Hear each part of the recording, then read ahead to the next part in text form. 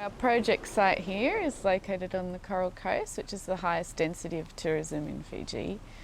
This is definitely the place for the big mega resorts. What a lot of tourists don't realise is just kilometres away is villages, communities living quite a subsistence lifestyle, very different to what they're experiencing at the resorts, very different. Agroforestry is a system of growing trees together with crops. We know that the smallholders, the farmers in these countries, don't have any incentive for planting trees. In fact, there are a lot of reasons why they wouldn't plant trees. So what we wanted to do in this project is to give those farmers some incentives and ways to help them to get income that would encourage them to both keep their trees and to plant more trees. Early on in our project, we wanted to see how we could work with the tourism industry in some kind of funding arrangement with agroforestry and conservation initiatives. And we formed a relationship with the Shangri-La Fijian Resort, which is the largest one in Fiji. We wanted to know what some challenges they're facing environmentally, and they highlighted that a key concern for them into the future is the sediment runoff from the upper and middle catchments into their reef system. The Shangri-La Resort is on Yanutha Island, which is down in Kuthuvu Bay. And we have the Nundramai River and some other small tributaries and small rivers that come out through here in the catchment. So the lower catchment is pretty much completely deforested. And then as we head up into the mid to upper catchment and the hillsides, we see more degraded, cleared areas. There's also quite a lot of extraction of timber from the area at the moment for the nearby biogas plant, which is therefore having greater impacts into the catchment. This is the upper catchment for upper Nundramai catchment. They are harvesting here all the logs here will be burned for energy.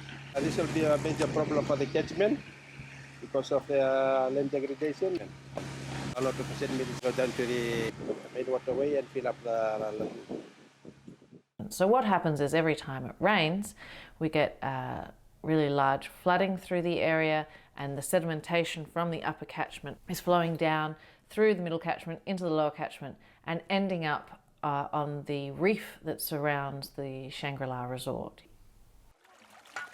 The Nundramai community actually, their river system flows straight into the reef of Shangri-La, so this is an important area to work with. So yeah, we've worked with Cherise and the team, the ACO team, for quite a while now, working with the community up at Nundramai.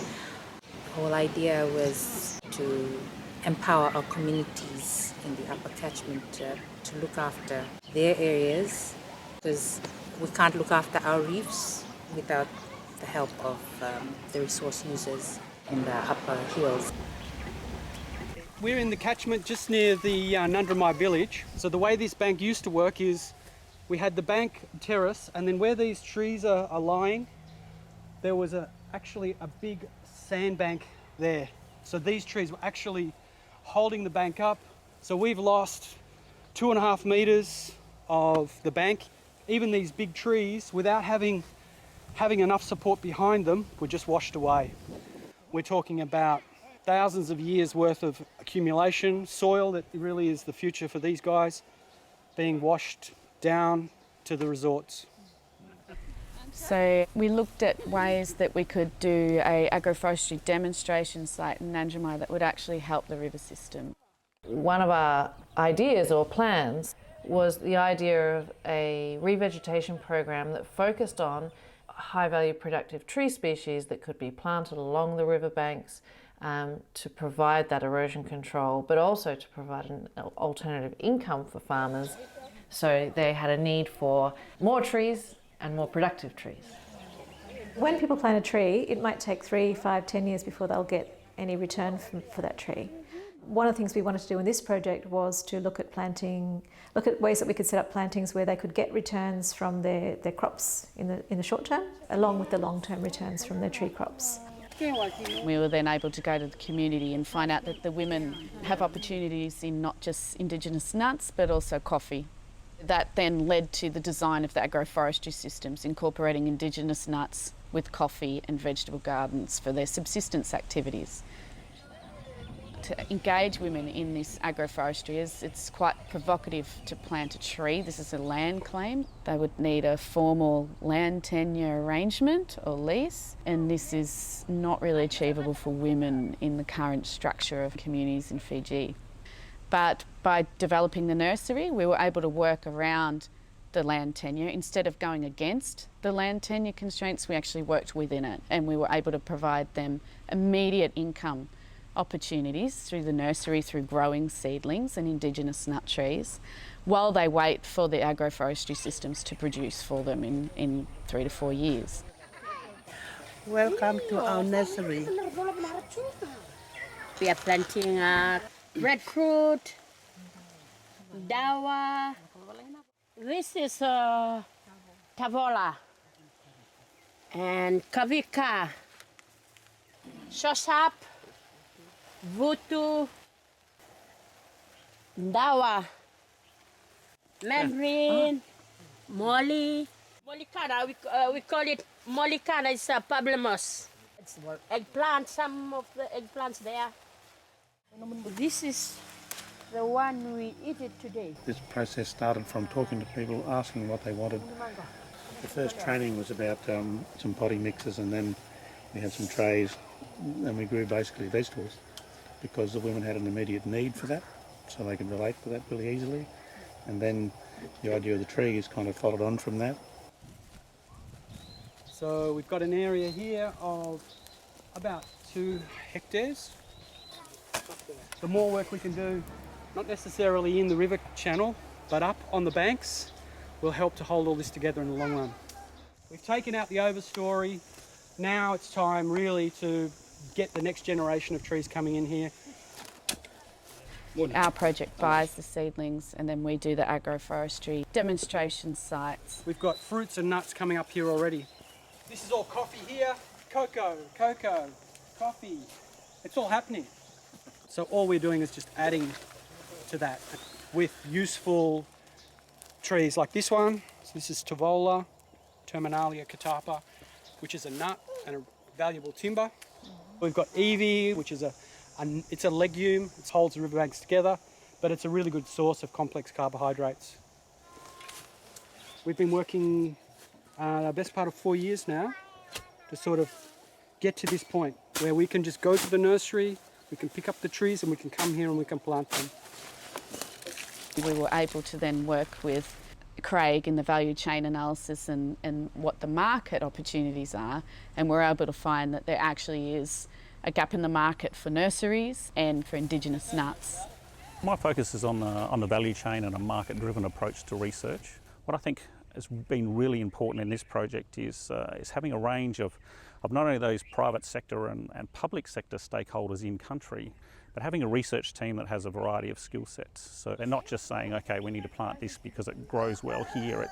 It's actually, we've been working together, and I've been throwing up ideas about, okay, this product may have some market opportunities, we can explore that in different ways, and then talking about how that might stabilise the bank. And at the same time, we're talking about the potential processing techniques and then how that fits in with the market requirements. Now the nursery's double the size. Their women's club that runs the nursery's gone from earning $250 a year to $3,000 a year, and their orders are increasing from other donors operating in the area that are needing seedlings, but also private industry. We sold it for 1 dozen. 12 seedling for $5 to help the individual women in the village. And we've recently had Shangri-La suggesting that they would like to purchase seedlings, so we can see longevity of the nursery post-project, which is really exciting.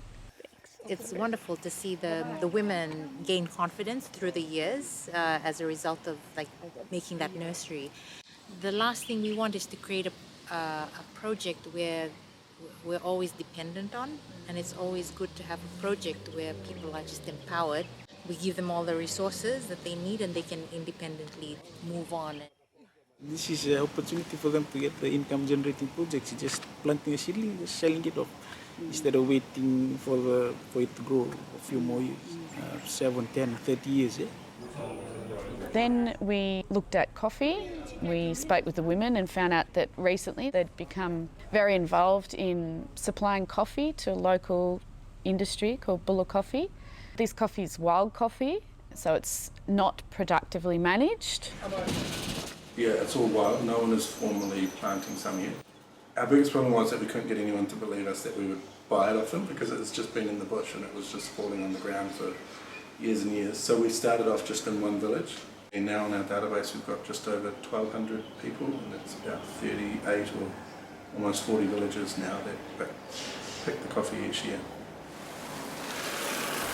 We found that coffee is an interesting livelihood activity for women. They work in a group but they earn their money on their own. They like the fact that it's seasonal. So coffee really complements their subsistence activities and their social engagement in the community. Luke's actually had engagement with every one of our research scientists on the team. For example, Craig of the market and being able to package the coffee in a sustainable but also cost-effective way. We've done some consumer research where we're looking at ethically conscious consumer base, particularly Australians and New Zealanders. They want to purchase things from the Pacific and they want to know that those products are actually giving back to the locals. Then how do we communicate that? How do we tell that story? And what are the attributes that are really important to that consumer that we can then feed back? So our research can not only understand that better, but do it all the way along the chain. We really need to come at these problems from many different angles.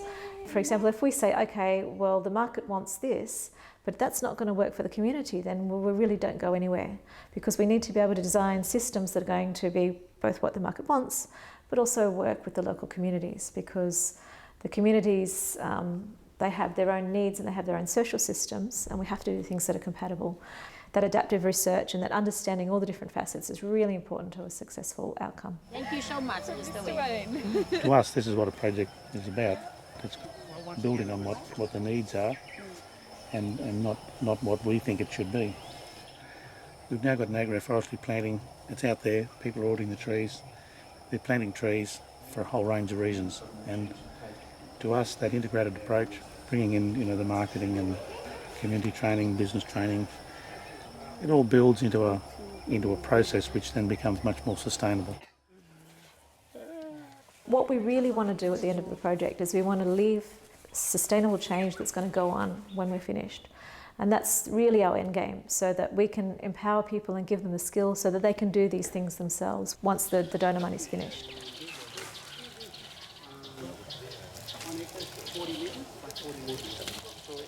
We've got 8 metres, we've got the space. We're not having the planting